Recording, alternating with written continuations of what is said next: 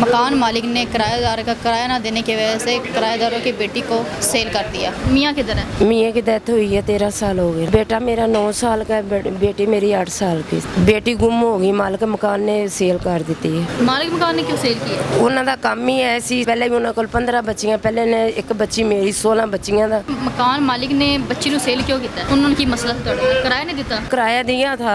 ਮੁਲਾਜ਼ਮਾਂ ਨੂੰ ਬੁਲਾਇਆ, ਉਹਨਾਂ ਮੌਕਾ ਵੇਖਿਆ, ਵੇਖ ਕੇ ਨੀਚੇ ਆ ਗਏ।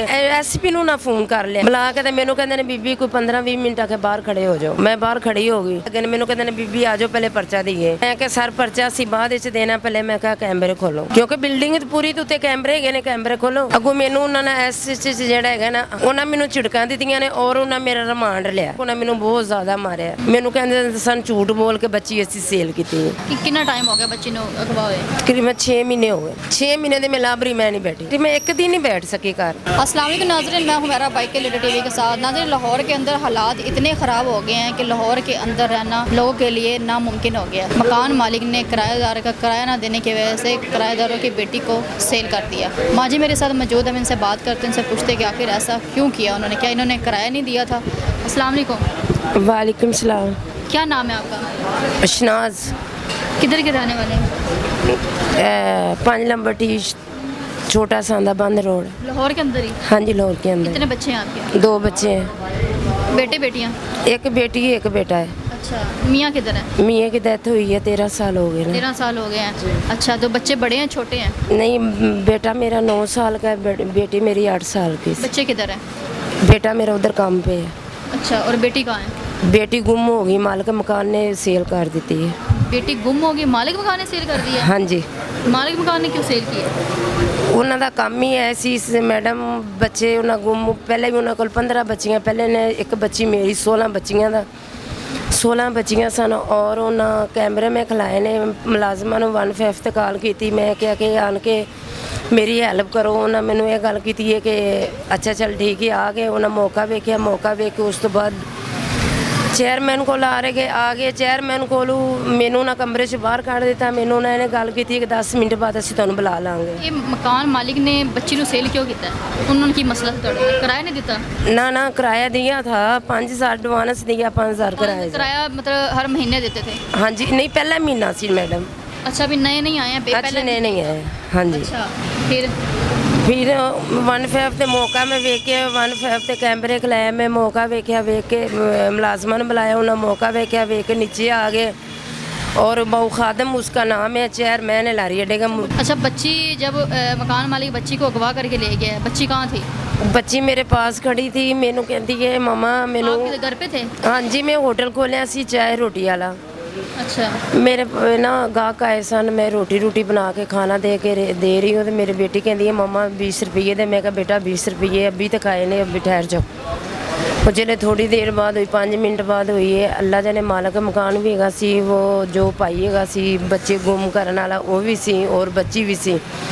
जिस टाइम मेरी बच्ची मेरे तो चोरी 20 रुपये लैके चली गई, उस टाइम मालिक मकान भी चला गया, उस तो अलावा बच्ची भी चली गई, वो बाबा जोड़ा सी वो भी चला गया।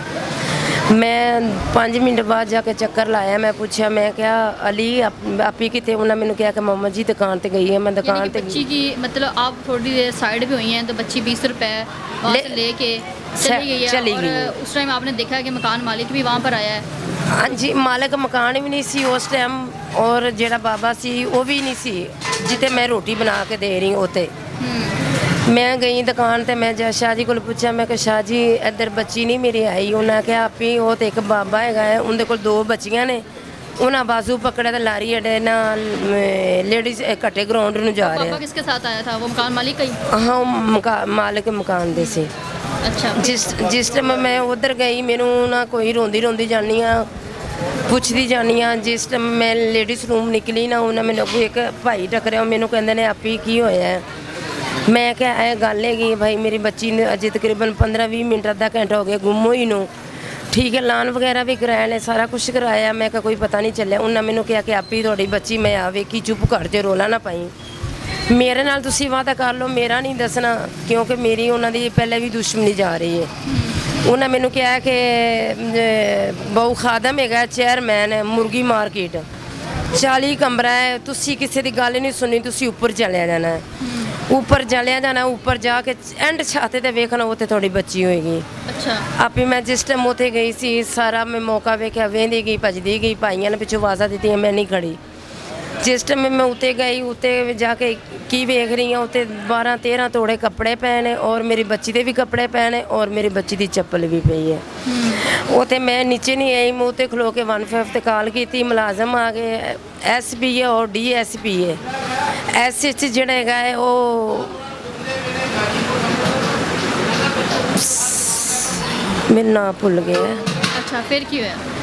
ਜਿਸ ਟਾਈਮ ਆਏ ਆ ਮੈਨੂੰ ਨਾ ਝਿੜਕਾਂ ਦਿੱਤੀ ਨਾ, ਮੈਂ ਕਿਹਾ ਸਰ ਮੈਂ ਕੱਪੜੇ ਉਠਾ ਲੂੰ, ਕਹਿੰਦਾ ਕੱਪੜੇ ਨਹੀਂ ਚੁੱਕਣੇ, ਰਹਿਣ ਦਿਓ। 15 ਤੇ ਕਾਲ ਤੁਸੀਂ ਕੀਤੀ, ਪੁਲਿਸ ਆ ਗਈ ਸੀ? ਪੁਲਿਸ ਆ ਗਈ, ਉਹ ਸਾਰਾ ਦੇਖ ਲਿਆ। ਵਕੂਵਾ ਦੇ ਕੇ ਥੱਲੇ ਚੇਅਰਮੈਨ ਦੇ ਕਮਰੇ 'ਚ ਚਲੇ ਗਏ। ਅੱਛਾ ਜਿਸ ਟਾਈਮ ਚੇਅਰਮੈਨ ਦੇ ਕਮਰੇ 'ਚ ਚਲੇ ਗਏ, ਉਹਨੇ ਐਸਪੀ ਨੂੰ ਨਾ ਫੋਨ ਕਰ ਲਿਆ ਨਾ, ਚੇਅਰਮੈਨ ਨੇ ਐਸਪੀ ਨੂੰ ਫੋਨ ਕਰਕੇ ਤੇ ਉਹਨਾਂ ਬੁਲਾ ਕੇ ਤੇ ਮੈਨੂੰ ਕਹਿੰਦੇ ਨੇ ਬੀਬੀ ਕੋਈ 15-20 ਮਿੰਟ ਆ ਕੇ ਬਾਹਰ ਖੜੇ ਹੋ ਜਾਓ। ਮੈਂ ਬਾਹਰ ਖੜੀ ਹੋ ਗਈ। ਜਿਸ ਟਾਈਮ ਖੜੀ ਹੋ ਗਈ ਉਹ ਨਾ ਟੁਰ ਪਏ ਨੇ, ਉੱਠ ਕੇ ਚਲੇ ਗਏ ਨੇ, ਜਾਣ ਲੱਗੇ ਨੇ, ਮੈਨੂੰ ਕਹਿੰਦੇ ਨੇ ਬੀਬੀ ਆ ਜਾਓ ਪਹਿਲੇ ਪਰਚਾ ਦਈਏ। ਮੈਂ ਕਿਹਾ ਸਰ ਪਰਚਾ ਅਸੀਂ ਬਾਅਦ ਵਿੱਚ ਦੇਣਾ, ਪਹਿਲੇ ਮੈਂ ਕਿਹਾ ਕੈਮਰੇ ਖੋਲੋ, ਕਿਉਂਕਿ ਬਿਲਡਿੰਗ ਪੂਰੀ ਦੇ ਉੱਤੇ ਕੈਮਰੇ ਹੈਗੇ ਨੇ, ਕੈਮਰੇ ਖੋਲੋ। ਅਗਰ ਮੇਰੇ ਸਬੂਤ ਮੇਰੇ ਕੋਲ ਵੀ ਆ ਜਾਏਗਾ, ਤੁਹਾਡੇ ਕੋਲ ਵੀ ਆ ਜਾਏਗਾ। ਅੱਗੋਂ ਮੈਨੂੰ ਉਹਨਾਂ ਨੇ ਐਸਐਚ ਜਿਹੜਾ ਹੈਗਾ ਨਾ, ਹਾਂ ਰਾਣਾ ਐਸਐਚ ਤਸੀਨ ਹੈ, ਐਸਐਚ ਉਹਨਾਂ ਮੈਨੂੰ ਝਿੜਕਾਂ ਦਿੱਤੀਆਂ ਨੇ ਔਰ ਉਹਨਾਂ ਮੇਰਾ ਰਿਮਾਂਡ ਲਿਆ। ਰਿਮਾਂਡ ਇਸ ਤਰ੍ਹਾਂ ਦਾ ਲਿਆ ਕਿ ਉਹਨਾਂ ਮੈਨੂੰ ਬਹੁਤ ਜ਼ਿਆਦਾ ਮਾਰਿਆ। ਮੈਨੂੰ ਕਹਿੰਦੇ ਸਨ ਝੂਠ ਬੋਲ ਕੇ ਬੱਚੀ ਅਸੀਂ ਸੇਲ ਕੀਤੀ। कौन कहता? ਇਹ ਰਾਣਾ ਤਸੀਨ ਕਹਿੰਦਾ ਸੀ ਐਸਐਚ ਜਿਹੜਾ। एसएचओ ने कहा जी मैडम, आपको मारा कि आप खुद ही तस्लीम कर मैडम, रहे हो कि मेरा- आपने बच्ची सेल की है? आप बच्ची सेल की है। वो ऐसे क्यों कहता है? तो उसको क्या है? वो ये ਇਸ ਵਾਸਤੇ ਕਹਿ ਰਿਹਾ ਸੀ ਕਿ ਉਹ ਮਿਲਾ ਹੋਇਆ ਸੀ ਉਹਨਾਂ ਨਾਲ, अच्छा मकान मालिक के साथ मिला हुआ? ਮਿਲਾ ਹੋਇਆ ਸੀ ਚੇਅਰਮੈਨ ਨਾਲ ਔਰ ਉਹਨਾਂ ਨਾਲ ਮਿਲਾ ਹੋਇਆ ਸੀ। ਕਿਸ ਟਾਈਮ ਆਪੀ ਮੈਨੂੰ ਨਾ ਬਹੁਤ ਜ਼ਿਆਦਾ ਮਾਰਿਆ ਵੀ ਇਹ, ਕੁੱਟਿਆ ਵੀ। ਰੋਜ਼ੇ ਰਮਜ਼ਾਨ ਦਾ ਮਹੀਨਾ ਨਹੀਂ, ਰਮਜ਼ਾਨ ਦਾ ਮਹੀਨਾ ਸੀ ਮੇਰਾ ਖਿਆਲ ਹੈ ਕਿ 12ਵਾਂ ਮਹੀਨਾ ਸੀ ਆਪੀ।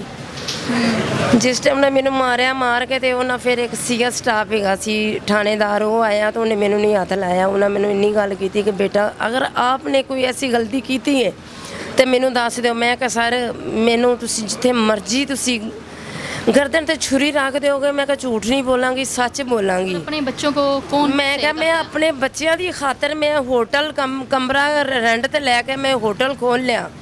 ਆਪਣੇ ਬੱਚੇ ਯਤੀਮ ਮੈਂ ਪਾਲੇ 12-13 ਸਾਲ ਹੋ ਗਏ ਨੇ, ਤਾਂ ਮੈਂ ਕਿਹਾ ਹੁਣ ਹੀ ਮੈਂ ਵੇਚਨੇ ਸਨ।